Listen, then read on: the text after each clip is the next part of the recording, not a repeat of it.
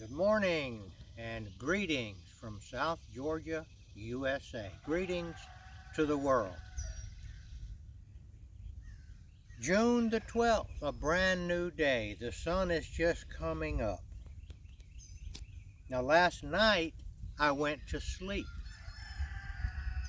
and I was not afraid to go to sleep. The truth of the matter is, I wanted to go to sleep. I was tired. I played golf at a real golf course yesterday, and I learned some interesting lessons. I did some good things and some bad things. But about the sleep, I have a question. Oh, by the way, it's a brand new day. My spirits are up.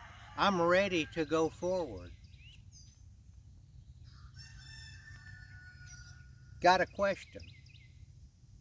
Why do you think that God built the sleep cycle into us? I would say that being as God could make a being this complicated, and it is complicated beyond all understanding, why wouldn't He make us where we didn't have to sleep? That's the question I am posing this morning, and I want you to think about it a little bit. And I'm going to hit a couple of golf balls here, and I'm going to demonstrate something that God just showed me that will help me understand how to hit a nearly perfect golf shot. So I'll come back to you in just a second. All right, while you're thinking about the question that I asked, why didn't God make us where we didn't have to sleep? It is very logical to realize that God could have made us where we didn't have to sleep. He could have made us any way He wanted. He could have made our legs come out of our ears if He wanted to, and we would walk along on our ears. He didn't do that, but He could have, just to demonstrate God could do anything. Now, I'm going to show you something here that I learned today. We've seen quite a few golf videos out there where they're teaching this move right here. The elbow in, the hand up, the forearm up. This. Harvey Penick taught to keep the elbow in tight. Many people, if you watch the professional golfers, they do something like, I don't know what they do here, but they wind up in a position that looks like this.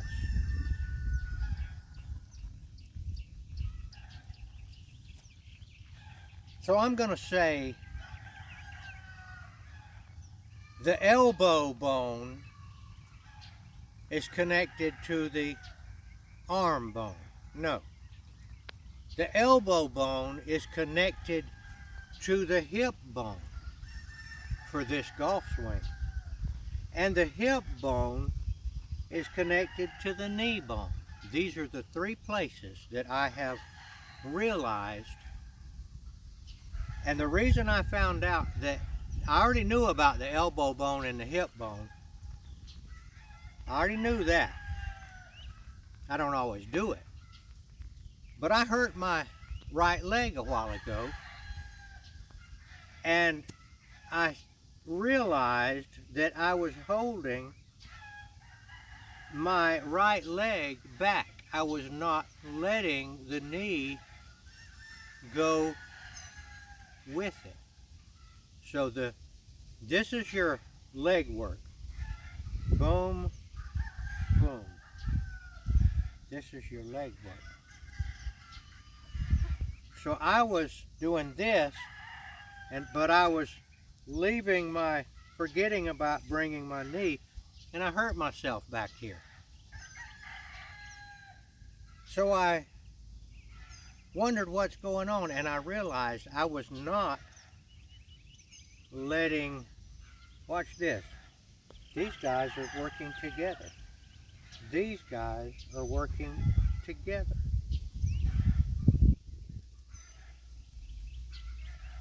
Now, in Harvey Penick's book, he talked about a man back in the 30s that was a really good golfer that was noted for swinging and never taking his elbow off of his hip. I forgot his name. I don't want to say because I forgot. And Harvey Penick was asked about that, and his answer was, just because he does it doesn't mean that we have to do it. Some people go here and then they go here. If you'll try swinging and use,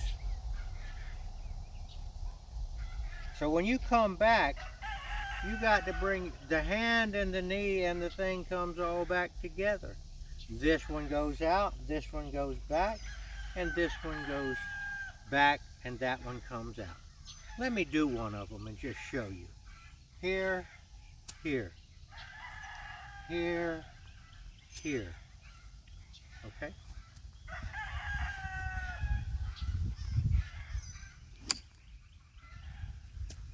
And as you turn, of course, the knee will do this. And it looks kind of like that. Do one more.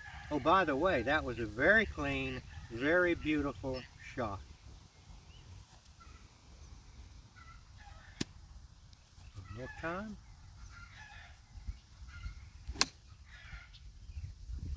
Like that. Now, while you're thinking about all of these things, sometimes you forget to look at the ball and make sure that you put your club head on it. That comes with practice.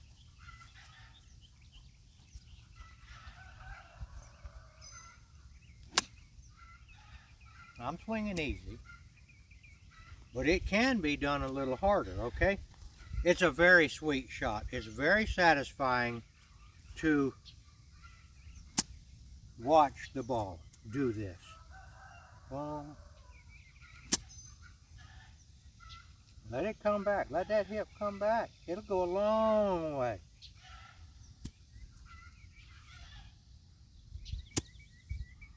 And when you keep this connected, it's your knee and your hip coming back and creating the power right here. Okay. The question, why would God allow us to sleep at night when He could have created us to stay awake all the time? And the answer, it's just my idea. It isn't necessarily the truth, but it helps me to think about what God is up to.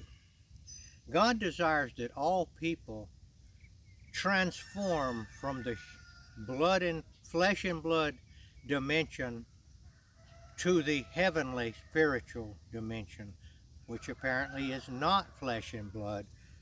It may be a body, but apparently it's not flesh and blood, because Jesus said flesh and blood cannot inherit the kingdom of heaven. So you'll be in some kind of other form, maybe very well bodily. You may be recognizable. Don't know about that. What if God created night and day to simulate life and death, and sleep at night is a type of death?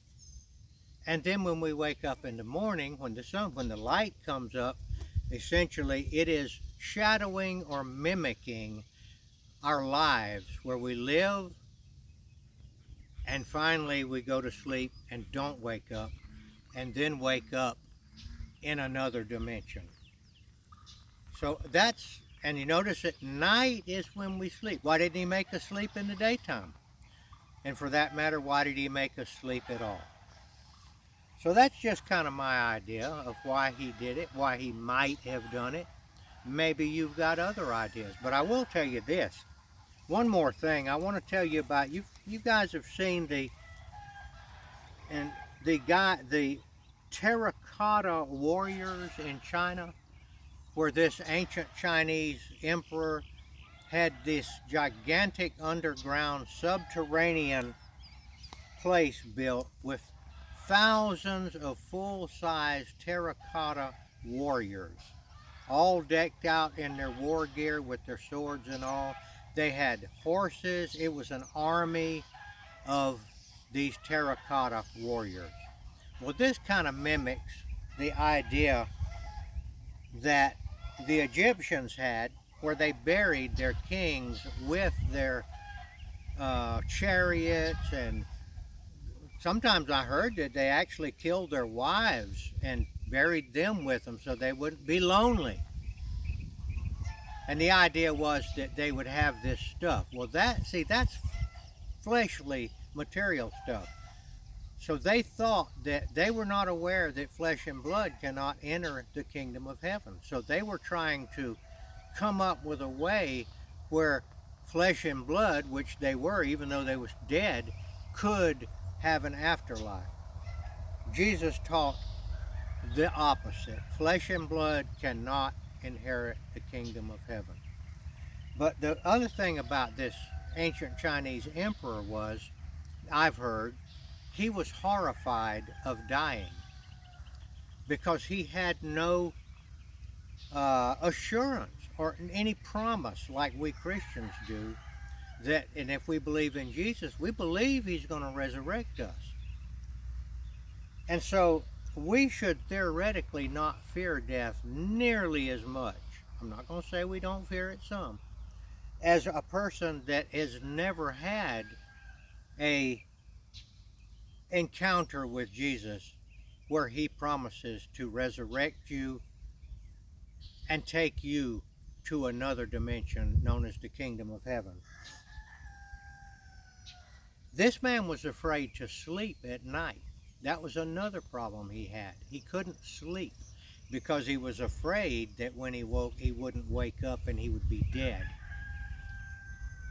So I'm saying God did this, having us sleep and then wake up in the morning to foreshadow our eventual sleep in the flesh, where we don't wake up in the flesh, but we have an assurance that we wake up in heaven. So like I said, the Christian, the further along the Christian is in his journey to trust Jesus, the less we should be afraid to sleep at night. Now I can tell you, I played 18 holes of golf yesterday in the heat, and I walked 9 of them. And when I got home, well after dark, I was ready for sleep. And I can promise you, I wasn't afraid to go to sleep. I wanted it. Now, I can tell you about some relatives that we have watched die that were believers. And they got to a point, like I did last night, I was ready for sleep. I figured I'd wake up the next morning, but I didn't know it. But I wasn't afraid to go to sleep. Some of these relatives that were believers, when they got to a certain point in their life, they said finally, okay, I don't want any more doctors, I don't want any more chemo, I don't want any more of it, I'm ready. I'm likening that to me being ready to go to sleep last night because I had had enough. I was tired, couldn't swing another golf club, and I was ready to go to sleep. So people that are believers, many of them, when they get to a certain point, they finally say, okay, I'm ready to go to sleep and not wake up. My own grandmother was such a person. Very strong believer, very humble woman, very forgiving, mild-mannered woman. And at some point, when she was up almost 100 years old, she told me, I don't know what he's waiting for. Speaking of God. And it was kind of a little joke between the two of us. I don't know what he's waiting for. In other words, why is he letting me hang on here as a frail old woman at 99 years old. And then she said, when I get up there, I'm going to give him a piece of my mind. And it was a joke. But she was ready to go. And did shortly after that essentially fall down and break her hip. And then ended up dying on complications of operations. But anyway, it was her time anyway. It wasn't the doctor's fault. I wasn't meaning that. Maybe that's why God put us in a sleep and wake. Dark at night, that's when we should be sleeping. Awake in the daytime. Okay, back to this right here.